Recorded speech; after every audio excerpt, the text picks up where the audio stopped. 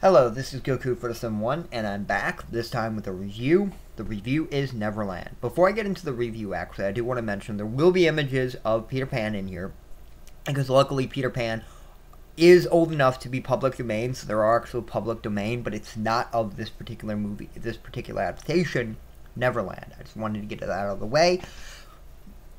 Now, also I want to mention that there will be spoilers, minor ones.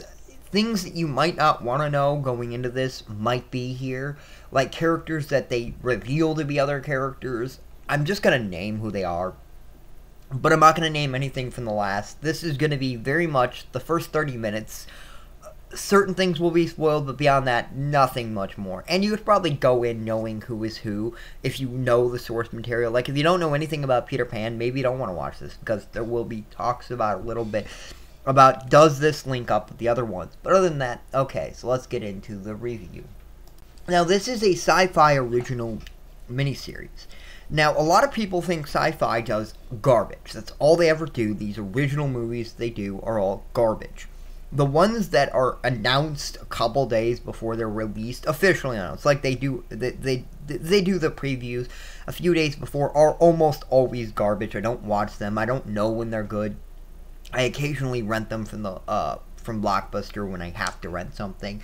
But beyond that, usually I don't bother getting those. This is something that has been talked about for months, and they've been doing these one every other year. And the first one they did was Tin Man.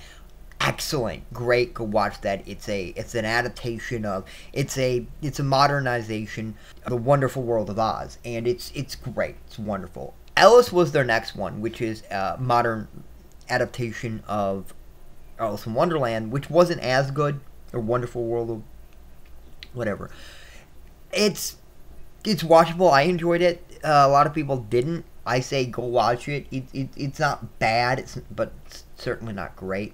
And now this is their adaptation of Peter Pan. Alice was a sequel. This is actually a prequel. Now, going into a prequel, you're going to have a lot of questions. Does this link up well? Is this worth watching if you already know the source material? Well, it is. It definitely is. There's enough difference here, or enough things that you don't already know if you know this. Like, there are characters that can die. There are things that can happen. And there are stakes here. You really do feel for the characters, and you're wondering how everything is going to link up. Now, I'm not going to exactly say everything did link up, and I'm not going to say how it did or how it didn't, because that's spoiler territory, and I don't want to get into that. Watch the movie if you're wondering about those things, but it's definitely worth watching. I did enjoy it a lot. Now, I'm not really good with names. I'm not going to actually say names right now, but I am going to say the guy who plays in the Amazing Spider-Man, the guy who plays the Lizard, actually does play James Hook in here, and it's really, really good.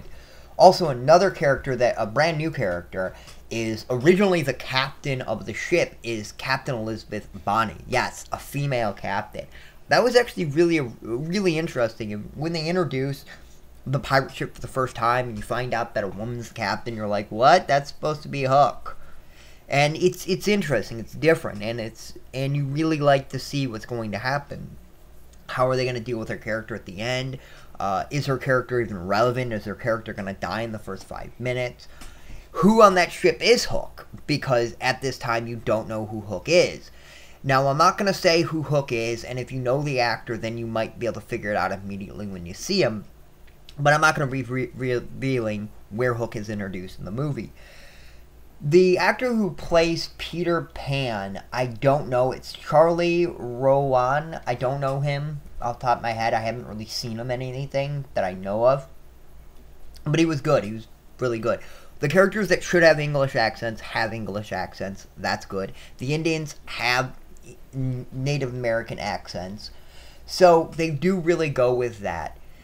And that's good. That is really good, actually, that they're doing things like this. I mean, it's really easy for them to just cast nobodies.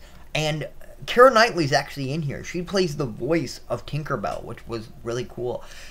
Now, the one thing I do want to mention, this is definitely spoiler territory, but I will mention this. A lot of people debate science fiction and fantasy, what's the difference? This is science fiction, it's not fantasy. Now, people are going to debate that, and please leave your opinion below. I would love to read it, or do a video response telling me why you think this is fantasy, if you do, or if you agree. Do not leave spoilers below. Do not say anything that is completely spoilers. I do apologize. It did put that there will be minor spoilers. But yes, I'm not going to say how this is fantasy, but I did find that really interesting. It's not fantasy, it's science fiction. I find that really interesting that it's science fiction, it's not fantasy. Now, if you want me to do a video, the difference between science fiction and fantasy, I will. Spaceships did not define science fiction like everybody thinks. That's not a defining thing. Both fantasy and science fiction can both have spaceships, believe it or not. Now, I do highly recommend this. It's a two-parter, so it's going to run you about 3 hours, with commercials about 4 hours. But it's definitely worth watching. When it's released on DVD, go rent it if you can. It's definitely worth a rent. If you have Syfy channel and you have a DVR it. They're gonna be airing it forever soon. They're gonna keep re-airing it. But yeah, it's definitely good. The acting is definitely good. The number of Lost Boys kind of threw me off for it. There's not a lot of Lost Boys, and the ending really did. The ending really did kind of not confuse me. I'm not going to talk about the ending, but the genesis of his clothes, the origin of his clothes, are never explained, and I thought that was going to be explained. But other than that, it wraps up really nicely. Also, how they can get back and forth is kind of like a misnomer, because the back and forth is a little different here. Is it going to change after the movie? I don't know. Obviously, when the movie ends, you don't know what's going to happen after. But that did throw me for a little bit of a loop. Go watch it. Enjoy it. Hopefully this was not enough spoilers for you not to enjoy it. And definitely enjoy this. It was very enjoyable, and I do recommend this. I probably give this a 9 out of 10 on a scale. On a 1 through 5, a 4 out of 5. This is Goku 471, and I'll see you next time. YouTube.